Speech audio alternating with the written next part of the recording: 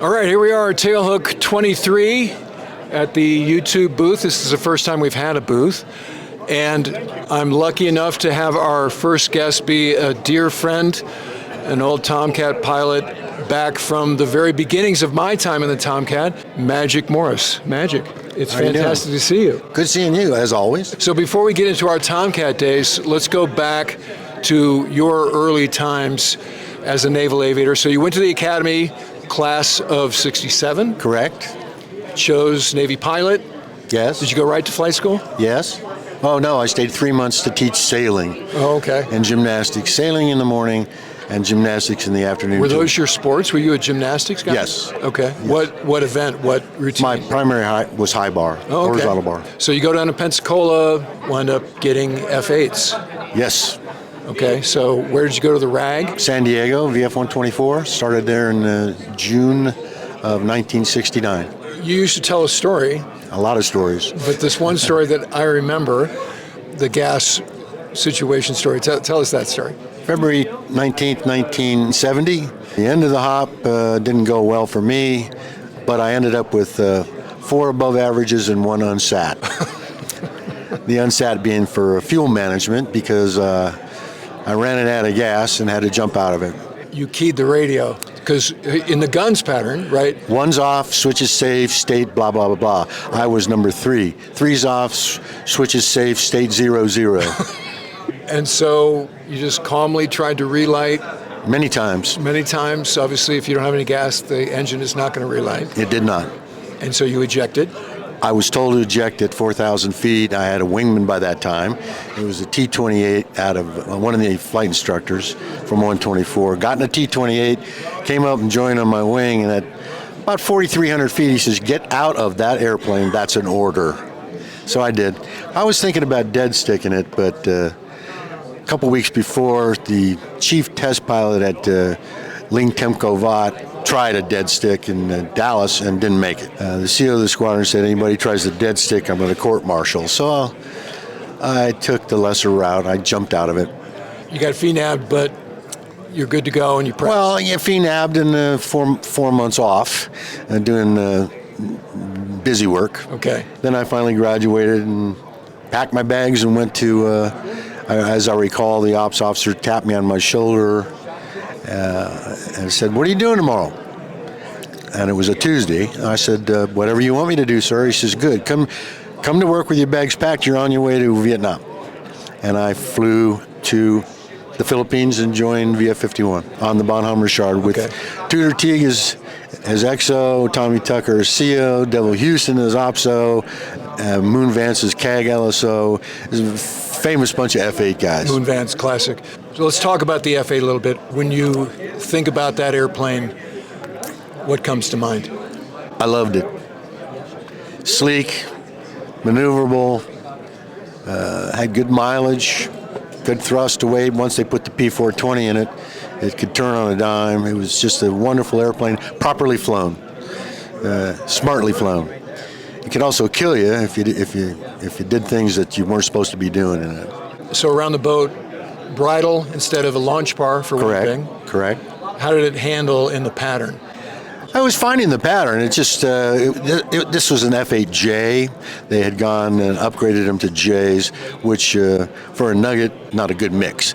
And we had a lot of ramp strikes from the new guys. It just didn't have the right response for an ensign.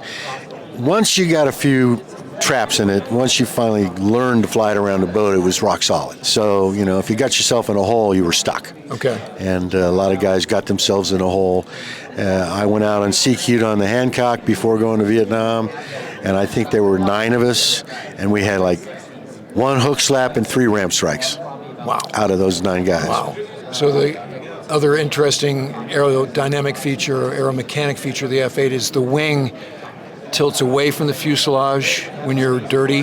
Yes. What's that all about? To see the boat, you have to lower the fuselage to see over the nose. Okay. So that's what they did. They came up with that variable incidence wing that changed the whole thing about 3 degrees pitch, and you'd put the wing up and you'd feel the nose come down, When you're a Nugget, brand new guy, you think the wing goes up, but it doesn't. It's the fuselage that goes down. So what was the approach speed nominally? Was it fast coming aboard? In the RF-8G, it was 143 knots with about 4,000 pounds of fuel. In the J, I think it was around, with BLC on, was about 125 knots. Okay, so you saved about 10 or 15 knots slower. Right.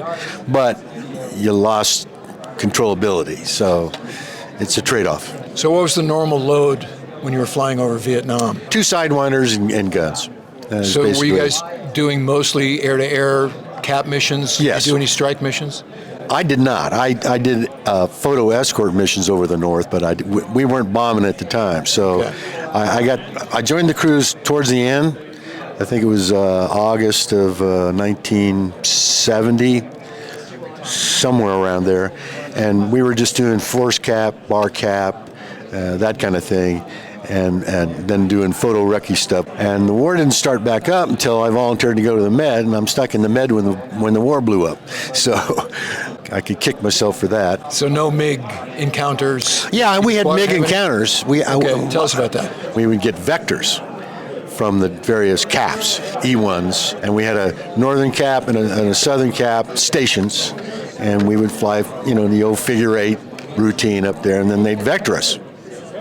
I got several vectors on MiGs coming out of Hanoi and other places, Vinh. The North Vietnamese had moved a bunch of MiGs down to Vinh, so we thought it was going to heat back up and we're all going to get MiG kills. But every time we would vector, in we go, we get in about 10 miles from them, they'd turn around and run. It was all ready to go kill somebody, and they'd run away. So how many missions would you do over the course of a week, let's say? Well, I was a new guy, okay, so I joined towards the end of the cruise, and they wanted to get me some air medals and chance, and they wanted to relax a little bit because they'd been there for 8 months or 7 months, so they flew me 2 to 4 times a day. That's not normal. Normal 2 is a lot.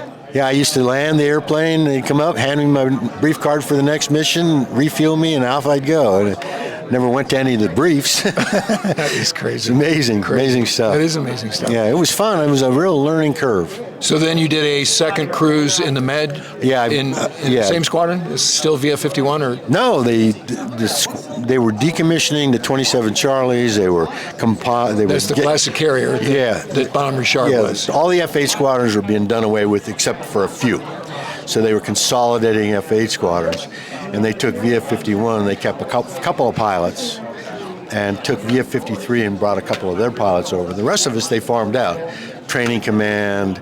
They put me on the staff, Comfair Miramar staff, for allegedly 3 years, and after 6 months I talked my way out of that, and VFP-63 ended up with a vacancy. So I volunteered for that. And the next thing you know, I'm in the Mediterranean for 12 months. What boat was this on? FDR, Franklin Delano Roosevelt. So VFP is a reconnaissance squadron. Right. And then, after that whole cruise was over with, Vietnam blew up and everybody's getting MiGs and all that. We came back in 73, and they had done away with VF-124 being the F-8 rag and made it the F-14 rag.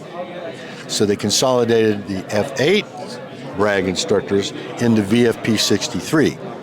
So I became a VFP-63 rag instructor, along with a whole bunch of guys that came in from 194, different squadrons around. So was this still at Miramar? Yeah. Okay. Same hangar. Okay. Hangar number 2. All of a sudden, I'm on shore duty now. All of a sudden, they had a guy quit, and he was on the Midway, and they were about to deploy.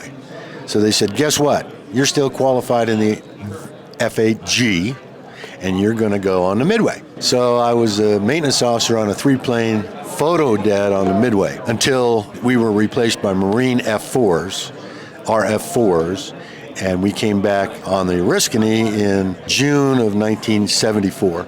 And I became a rag instructor again until 1977 when I got out of the Navy. Okay, so you had broken service. Yes.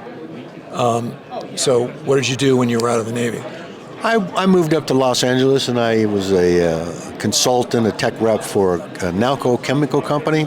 One of the best jobs I've ever had. It was a really good bunch of people, and I serviced a lot of the car manufacturing plants, a lot of the beer manufacturing plants treating their water systems. So at what point did you get back into the Navy? When one of my customers named Chick Doobie, he was a reservist captain, United States Navy, sat me down. He said, I see you have a ring on your finger. I said, yes, sir. And he says, what is that ring for? I said, that's graduation, Naval Academy. And he goes, what are you doing as a reserve? And I told him, and he says, guess what? I want you to, and I'm going to give you the short version. I want you to bring me all your fitness reports. So I did. He reviewed them, and the next week we had lunch. Chick Doobie, he was the superintendent, the head honcho for the city of Pasadena Power and Light. Rose Bowl, all that stuff. And he says, I reviewed your fitness reports. You're going back in the Navy. I said, what? He says, you're going back in the Navy. He says, I'm making a phone call right now. And he made an appointment for me. And he says, if you don't go back in the Navy, I'm firing you. Wow. I'm getting a new company to service my account. I went down, I interviewed with the NavAir, and that afternoon I was in the Navy again. So did you go right to the Tomcat rag at that point? Well, I had the detailer call me and said, hey, we're short of pilots. This is when the pilot thing was going on. We're short of pilots and we need guys. Would you like to come back and go to VT4? I said, no.